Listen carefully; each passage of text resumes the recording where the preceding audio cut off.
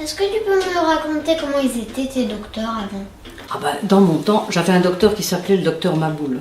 Quand j'étais enceinte, il venait m'accoucher à la maison. Il était disponible tout le temps. 2 jours comme 2 nuits. Il se déplaçait tout le temps.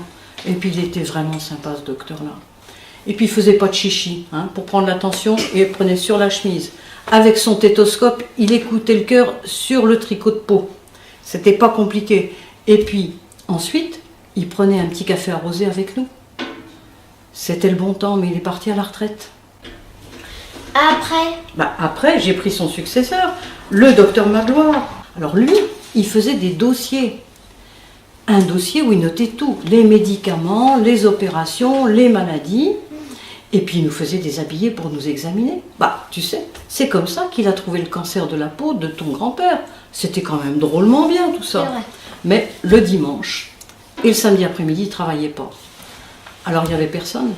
Dans ce cas-là, on appelait ou les pompiers ou la police pour faire venir un docteur. À la maison de retraite, c'est toujours lui qui venait te voir? Non, c'était plus lui parce que il était trop loin. Mais à côté de la maison de retraite, il y a un pôle de santé.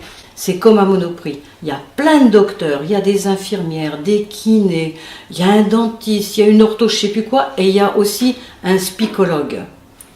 Et puis là, j'ai choisi un docteur, une dame, et j'ai choisi la plus jeune.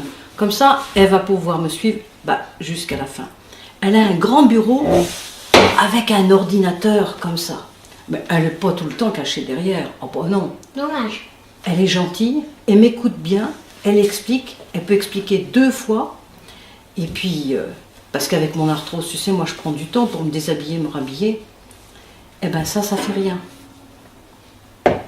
Ah là là, c'était le bon temps quand même à ce moment-là. Et puis tu sais, quand elle n'est pas là, il y a les autres docteurs qui peuvent venir le voir. C'est quand même bien ça. Alors, tu es contente maintenant? Je suis contente, oui, mais c'est quand même allé très très vite tout ça. Puis j'ai vu à la télé l'autre jour, tu sais, maintenant les docteurs ils peuvent parler dans les ordinateurs.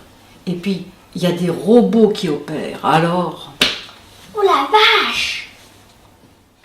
Remerciements à l'ARS qui a cofinancé avec la CEPAM le projet sur budget non fléché et hors com. À l'IREPS pour son conseil méthodologique dans le cadre du com IREPS-ARS, aux familles Vetter, Hébert et Depont qui ont mutualisé leurs moyens matériels et humains. Sylvain, jeune caméraman en vacances scolaires, cornaqué par son père. Clément, le petit-fils de Mamie Fanfan. Françoise dans le rôle de Mamie Fanfan. La caméra familiale, le poêle de la maison, les bûches du jardin. J'ai la rate qui se dilate, j'ai le foie qui est pas droit, j'ai le ventre qui se rentre, j'ai le pylore qui se colore, j'ai le gosier anémié, l'estomac bien trop bas, et les côtes bien trop hautes, j'ai les hanches qui se démangent, j'ai l'épigastre qui s'encastre, l'abdomen qui se démène, j'ai le thorax qui se désaxe, la poitrine qui se débile. Ah mon Dieu que c'est embêtant d'être que je m'attraque. Ah mon Dieu que c'est embêtant, je ne suis pas bien pour ça.